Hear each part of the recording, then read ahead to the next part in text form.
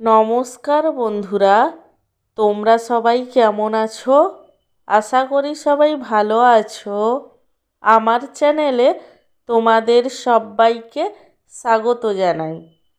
আজকে আমার লাঞ্চের থালিতে কি কি মেনু আছে তারই ভিডিও তোমাদের সাথে শেয়ার করব।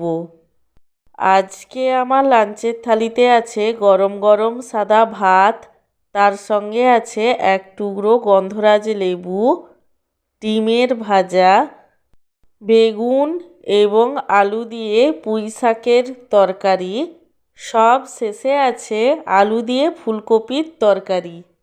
আমার আজকের এই লাঞ্চের থালির ভিডিওটি তোমাদের কেমন লাগলো সেটা কমেন্ট করে জানিও। আর ভিডিওটিতে লাইক দিতে এবং চ্যানেলটিকে সাবস্ক্রাইব করতে একদমই ভুলো না।